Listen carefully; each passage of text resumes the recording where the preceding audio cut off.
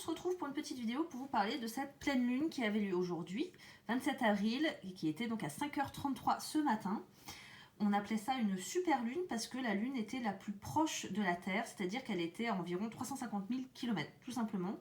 Alors après, pour vous faire un petit dessin, vous avez donc la Terre qui est là, vous avez la lune qui gravite autour de la Terre, et par moment, voilà, c'est pas toujours pareil, c'est-à-dire que parfois elle est plus proche, parfois elle est plus loin, après elle revient, elle est plus proche.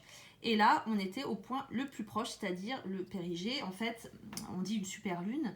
C'est Richard Noll en fait qui a appelé ça une super lune, mais à la base, le nom scientifique c'est Périgée Syzygie. Donc c'est un peu plus on va dire entre guillemets compliqué, super lune c'est plus simple, mais voilà, à la base c'est ce terme là, et donc c'est quand la lune est à 350 000 km de la Terre, donc on gagne 50 000 km, ce qui est quand même pas mal, et ce qui fait qu'on a l'impression donc qu'elle est plus grosse, mais en fait elle est toujours de la même taille. Alors, il faut savoir que donc déjà cette lune, cette pleine lune, pardon, elle est en Scorpion, à exactement 7 degrés du signe du Scorpion. Donc une pleine lune, je l'avais expliqué la dernière fois, en fait c'est une opposition soleil, le soleil qui est là, hop, dans le signe du Taureau, opposé donc hop à la lune qui est ici dans le signe du Scorpion. Opposition soleil-lune, on est sur l'axe donc du Taureau et du Scorpion, un axe de entre guillemets possession des possessions. Possession avec le Taureau qui bouge pas, et le Scorpion qui va être plus dans le lâcher prise, dans la dépossession. Donc on est sur un truc de l'ordre de voilà, on remonte en fait des trucs, des peurs, des angoisses, des choses en fait qui nous tracassent, qui n'ont pas été forcément éliminées peut-être de notre enfance, de notre passé, même de bien plus loin quelquefois.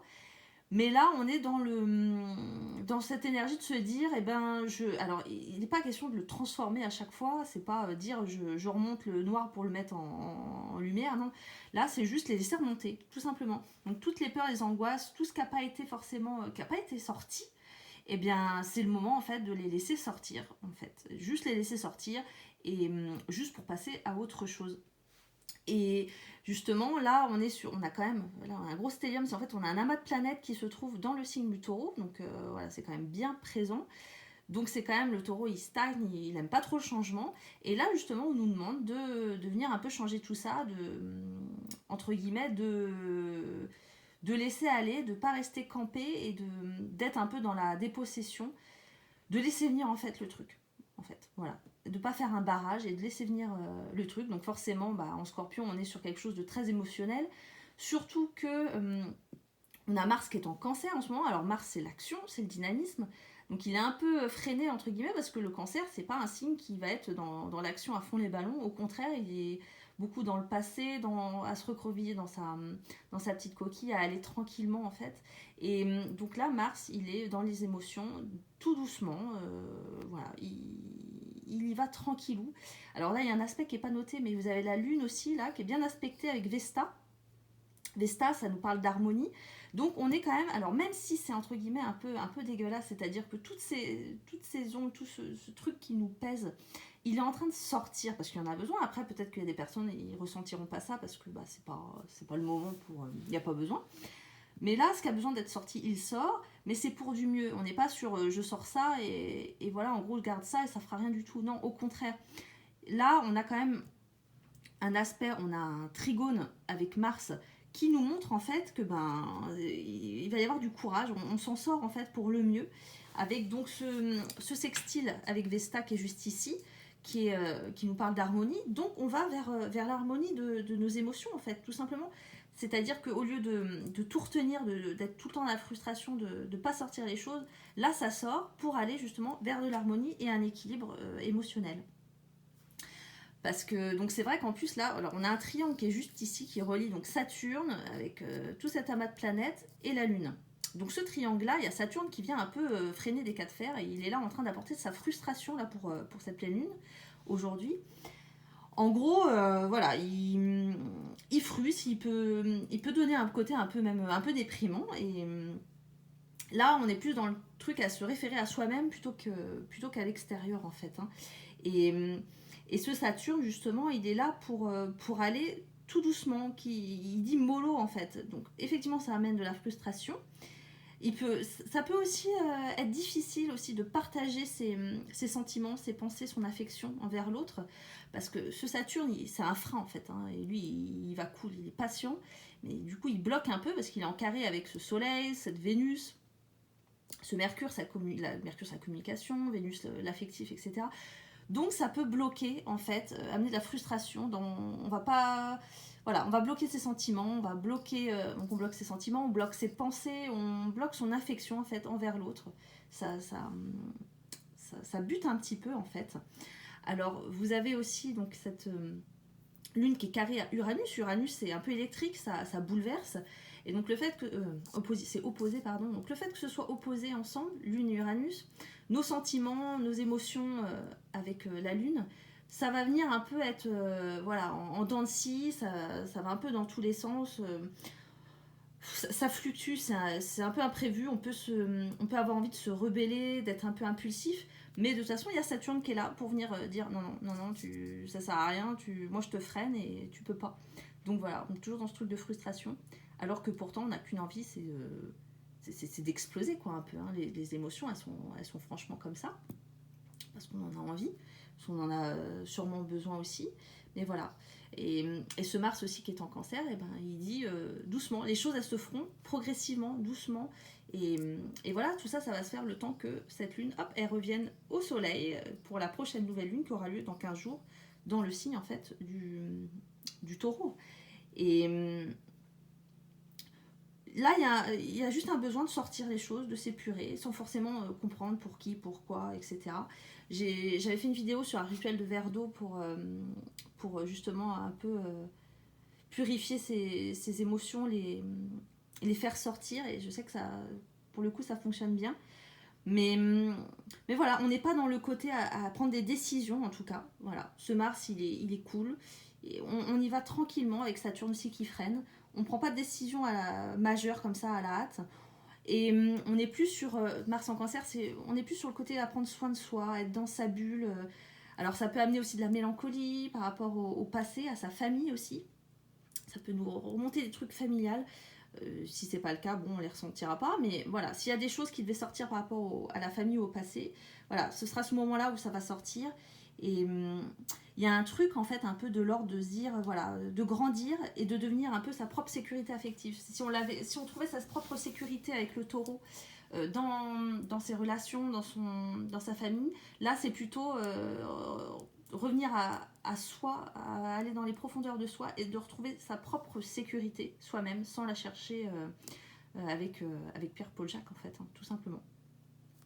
Voilà pour ce qui est de cette petite description de pleine lune. Et on va passer maintenant aux 3 cartes qui les représentent. Donc on a déjà la première qui est ici. Donc pleine lune en eau, comme je vous disais, le scorpion qui est un signe d'eau. Donc là on voit une fleur avec le mot qui est accomplissement. Donc on est sur une période en fait qui induit un résultat positif. On n'est pas dans quelque chose de glauque, de sombre, bien au contraire, non, c'est plutôt agréable dans le sens où ça va se développer et on va avoir un résultat en fait. Tout ce qui sort en ce moment, c'est pas pour rien et ça va nous amener à un résultat émotionnel qui va être atteint. Et on est sur quelque chose qui va être de l'ordre de l'accomplissement et pas quelque chose qui va justement nous enfermer encore plus, bien au contraire. Alors, vous avez également la deuxième carte qui est la carte de Lilith.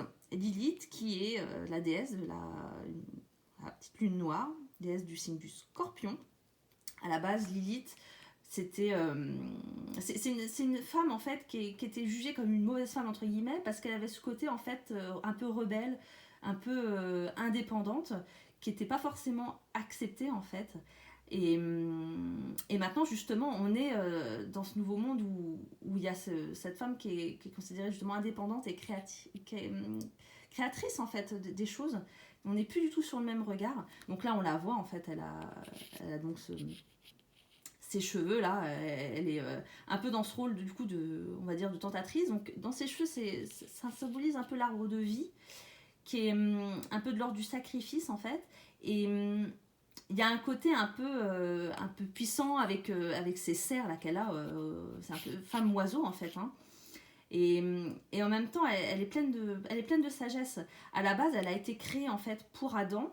Elle a refusé de se soumettre à lui quand lui le voulait. Elle s'est enfuie en fait. Et donc, Ève a été mise à sa place, parce que du coup, Adam, il se plaignait d'être tout seul. Et donc, Dieu lui a créé Ève. Et en fait, finalement, Adam a voulu revenir auprès de Lilith. Enfin bref, du coup, c'est un peu l'ordre, voilà, la femme un peu qui fout entre guillemets son merdier, alors que non. En fait, elle est vraiment là pour dire que d'être courageux contre, même si c'est contre vent et marée, il y a un côté aussi où même si par exemple il y a des gens qui veulent vous donner une mauvaise réputation, bah, vous les ignorez en fait. Hein. Vous continuez dans votre action, dans votre objectif. Le changement il se fera et il y a un besoin vraiment de transmuter dans le sens où le changement se fait, il faut affronter entre guillemets ces émotions, elles sortent, elles sont là et c'est tout, point. Il n'y a pas besoin de les contrecarrer. La chose, elle vient et après, elle sera passée, en fait, tout simplement. Elle a un rôle, en fait, dans la mort et de la renaissance, en fait, énorme. Elle cherche, en fait, à purifier, à dégager les déchets de la vie, à faire place, en fait, à la nouveauté. On est vraiment sur quelque chose de l'eau, en fait, qui arrive, qui nettoie et qui repart, en fait, sur quelque chose de beaucoup plus sain. Et la troisième carte, en fait, c'est la carte épée. On est sur la mention 17 parce que, donc, comme je vous le disais tout à l'heure, la Lune, elle est en ce moment à 7 degrés du signe du Scorpion.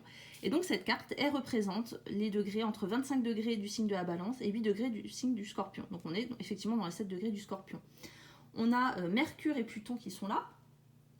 Donc, vous voyez donc cette femme, en fait, qui a 2 épées, juste ici, avec le serpent qui est là. Et qui est dans... En fait, il y a un rôle vraiment de transformation, de vie et de mort. D'ailleurs, vous voyez, sur Lilith aussi, comme je vous disais, le serpent est revenu 2 fois. Il est encore ici. On est vraiment sur quelque chose de vie et de mort, de renaissance, en fait. Et on retrouve encore ces 2 serpents, ici. Vraiment une connexion qui se fait avec le serpent pour transmuter. Pour repartir sur quelque chose encore de différent et sans cesse. De toute façon, c'est toujours comme ça avec un système d'évolution. Et donc elle est là avec ses serpents à côté. Et ça nous montre en fait que ce Pluton qui est ici, il vient avec Mercure un peu... il vient rectifier des choses en fait. On peut percevoir des injustices. Et ces langues en fait qui sont juste ici là de serpents, elles sont là pour peut-être avoir une discussion avec des arguments qui vont peut-être être un peu enflammés autour d'une question particulière. Mais voilà, il y a quand même besoin qu'il y ait des choses qui sortent, que ce soit beaucoup plus authentique, beaucoup plus sincère. Il y a un besoin aussi de passer à l'action pour une cause. Il y a besoin de